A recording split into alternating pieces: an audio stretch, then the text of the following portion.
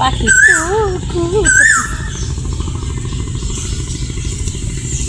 আসসালামু আলাইকুম। আপনারা সবাই কেমন আছেন? আশা করি সবাই অনেক ভালো আছেন, সুস্থ আছেন। আলহামদুলিল্লাহ, আপনাদের দোয়া ভালোবাসা আমরা খুব ভালো আছি। তো আজকে নতুন আরেকটি ভিডিও নিয়ে আসলাম আপনাদের মাঝে। তো পাখি হচ্ছে দেখেন কি সুন্দর করে ডাকতেছে, কু কু করে। আমার খুব ভালো লাগতেছে। তো আমিকে বললাম যে একটু ক্যামেরাটা অন করো। অনেকের আসলে পাখির ডাক ভালো লাগে, তো এই জন্য আর আসছি সিম গাছের কাছে। তো দেখেন এই নিচ দিয়ে যেগুলো আছে সব হয়েছে আমার ছাগলের বাচ্চা এইসব হলো খেয়াল আইছে। আর এদিকে হচ্ছে কিছু সিম হয়েছে, মানে এই যে পাকাইছি আমি, পাকাইছি বিচি রাখার জন্য। তো ভাবলাম শুকায় গেছে, একদম পাইকে গেছে, তো এগুলো একটু পায়রা নেই।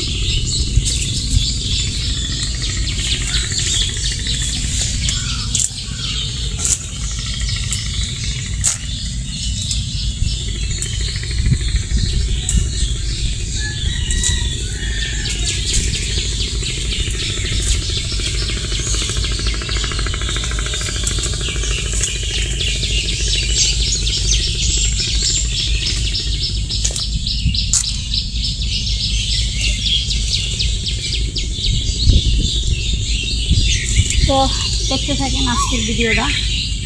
আর ভিডিওটা যদি ভালো লাগে তাহলে অবশ্যই একটু লাইক দিবেন, পাশে থাকবেন। চলেন ব্লগটা শুরু করা যাক। আজকে পাখি এখনও ডাকতেছে। আসলে আপনাদের কেমন লাগতেছে অবশ্যই একটু কমেন্টসে বলবেন। পাখির ডাক আমার খুব সুন্দর লাগে বা ভালো লাগে, এই জন্য আপনাদের মাঝে একটু শেয়ার করলাম। ডুম্বুরগুলা কি নষ্ট হয়ে গেছে, নতুন করে ধরলে একদিন বাজি করুন যেত না।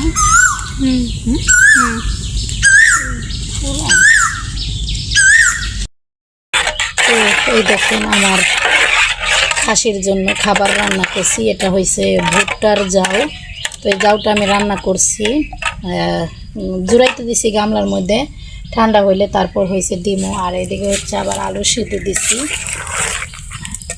আমার খাসিগুলো হচ্ছে আলু বেশি একটা খায় না, তো আমি হচ্ছে দেখেন একটু সিল্লা সুন্দর করে নিছি। তো আজকে হচ্ছে ভাবছি যে সিদ্ধ করে তারপরে গালাইয়া তারপর ডিমও। খাইতে চায় না, এক বস্তা আলু আনছে আপনাদের ভাইয়ে। তো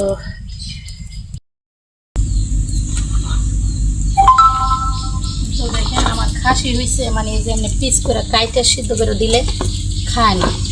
তো আজকে ভাবলাম যে একটু ভর্তা বানাইয়া গালাইয়া এটার সাথে মিক্স করে তারপর দেই, যদি খায়। আসলে এক বস্তা আলু আনছে। যাই হোক, ওটা রান্না করলাম, এগুলো সিদ্ধ করলাম। এখন হচ্ছে আবার এগুলোরে খাবার দিই। আবার বিকালবেলা সেই আবার এগুলো রান্না করুন। তো 2 টাইম খাবার দেই। আসলে অনেক পরিশ্রম হয়ে যায়। কুরবানিতে বিক্রি করুন খাসির ডিমটা।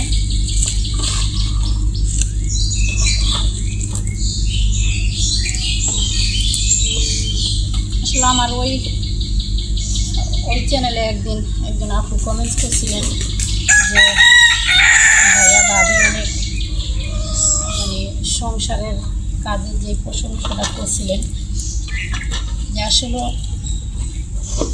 সেই ছোটোবেলা থেকেই হয়েছে বাবা মার সংসারে পরিশ্রম করে আসছি।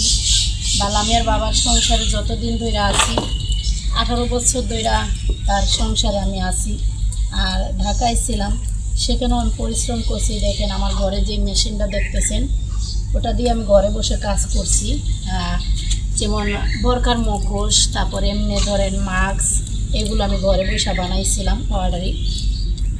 আবার বাড়িতে আইসাও পরিশ্রম করি, যেমন হাঁস পালি, মুরগি পালি, ছাগল পালি। আবার লামিয়ার বাবার সাথেও চকে যাই। যেমন দেখেন লামিয়ার বাবাকে আমি কীরকম হেল্প করি। রসুনের বেলা যে রসুনগুলো উঠাইতে যাইব, তখন দেখা যায় একটা বদলা নিলে বদলাকে 500-600 টাকা দেওয়া লাগবে। তা আমি বললাম ঠিক আছে, 500-600 টাকা দেওয়া লাগবে, তো আমি সাথে যাই। তো ছেলে মেয়েকে বাড়িতে রাইখা সেই পদ্মা নদী পার হইয়া লামিয়ার বাবার সাথে যাইয়া সেই রসুন উঠাইছি। পরের দিনটা আবার হয়েছে সে লোক নিবে আনার জন্য। সেদিনও বললাম যে আসলে লোক নেওয়া লাগবে না, আমি যাই সাথে। তো আমি যাইয়া হয়েছে সেই রসুন তাকে বোঝা বাইন্দা সবগুলো বোঝা উঠাইয়া দিছি। যাই হোক আনলাম। তো 2 দিন যদি 2টা বদলা নিত অন্তত 600 করে হলো 1200 টাকা দেওয়া লাগবে। সেই 1200 টাকা আমি তাকে স্যাক্রিফাইস করে দিলাম নিজে পরিশ্রম করে। এমনি করে বাড়িতে চকে সব জায়গায় আমি পরিশ্রম করি। তবে সত্যি কথা বলতে কি জানেন, আপনার থেকে হয়েছে পর ভালো। অনেকে বলবেন যে আসলে কেন, আজকে আমি একটু উদাহরণ বোঝাই। যেমন কান্তার কথাটাই বলি, যে কান্তার যখন মেয়ে হয়েছে তখন দেখছিলেন যে আসলে হসপিটালে গেছিলাম, বা মেয়ে হওয়ার আগেও আমি গেছি, লামিয়া গেছে, যতটুকু পরিমাণ পারছি আমরা তাকে হেল্প করছি। সে মনে করেন ও আজকে পর্যন্ত মানে সবসময় এই কথাটা মনে রাখবে, বা চ্যানেলে বলছে বা সবার কাছেই বলে যে লামিয়ার মা বা লামিয়া আমাকে অনেক হেল্প করছে, বা বোনের মতো। যাই হোক, অনেক ভালো প্রশংসা করে। আসলে এই যে স্বামীর সংসারে যে এত পরিশ্রম করি, এত কষ্ট করি, কখনো আসলে 18 বছরে এত কষ্ট করে আমি তার আসলে আপন হইতে পারি নাই, বা তার কাছে আমি কোনো প্রশংসাও পাইনি। যদি বলে আমি এটা করছি সেটা করছি, যদি বলি তাহলে বলে হ্যাঁ করছো, সংসারের জন্য করছো, এটা বলে।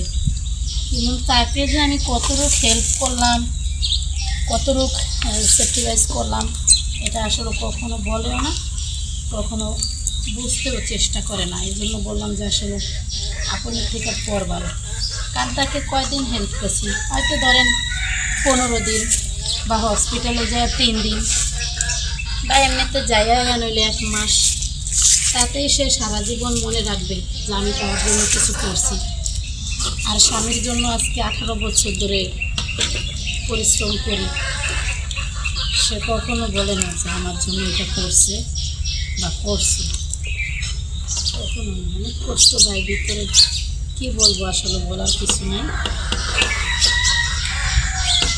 এই দেখেন, এগুলো অনেক সময় লাগে। ছাগল, হাঁস মুরগি পালা অনেক কষ্ট, অনেক সময়ের ব্যাপার।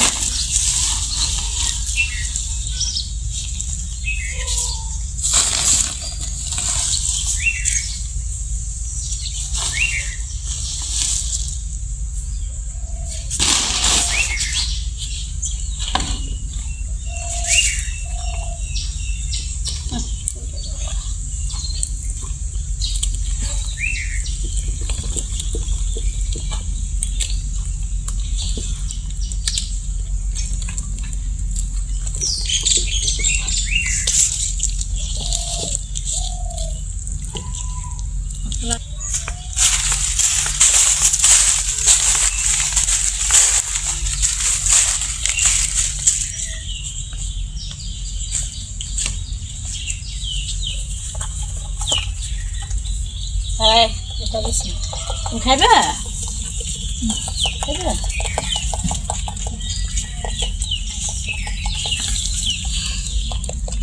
বাবা কেমন দেশকে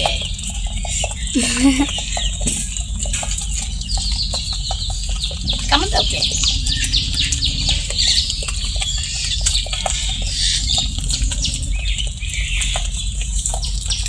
আসলে ওদের হলো মায়ের বিক্রি করে দিছে, তো অনেক একটু আদর করে পালতে হয় বাচ্চাদের মতো। সকাল থেকে চোখে বাইন্দা দিছিলাম। তো দেখেন, প্রতি বছর হয়েছে মানে এই টাইমে আমার মরিচের চারা লাগানো হয়ে যায়। তো এবার হচ্ছে মানে আলসামি করে আসলে চারা দেওয়া হয় নাই। তো এই যে আমার বাড়ির কাছের মরিচ হয়েছে, আমি শুকায় রাইখে দিছি, আর আজকে হচ্ছে মানে চারা দিতেছি। কাঁচা হলাম, এই যে মরিচের বিচিগুলো আমি ফালাইতেছি, তো পরে হচ্ছে চারা হইব, তারপরে লাগানো।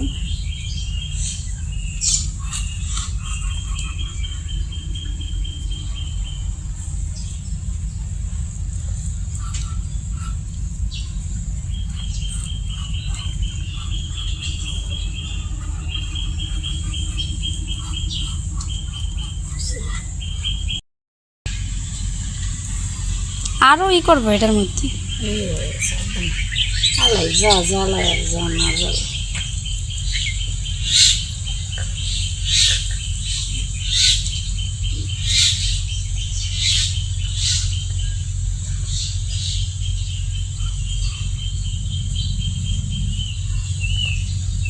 ওকে দিয়ে একটু ঝুলানো দিবি পান কর।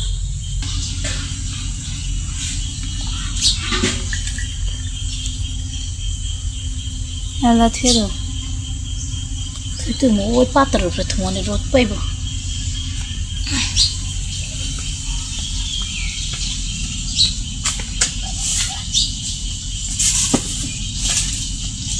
রোদ পাইব না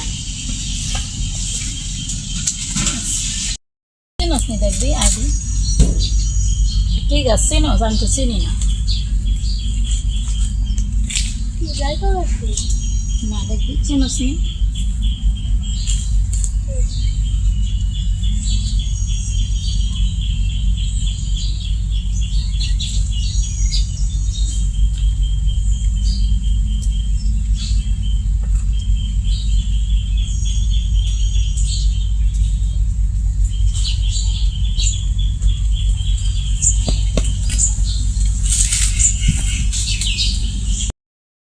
কেমন করিস কে হ্যাঁ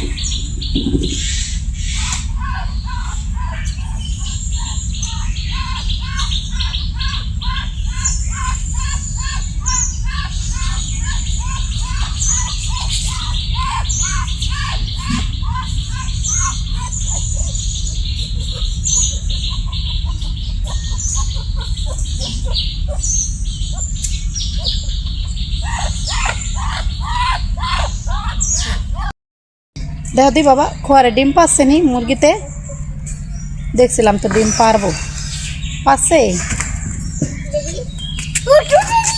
দুইটা ডিম দুইটা দুই হাতে দুইটা এক হাতে দলে একটা পরে দেবো হাত থেকে এই যে এটার ভিতরে রাখো এম করে রাখে ধরো কেম করে আমার পোলা আও ডেলি ডিম পোজ দিয়ে ভাত খাইব খেয়ে দাও গা একটা ডিম সিদ্ধ করবে একটা ডিম পোস্ট করবা হ্যাঁ একটা পোস্ট করবে একটা সিদ্ধ করবে মানে দোনোটাই ও খাইবো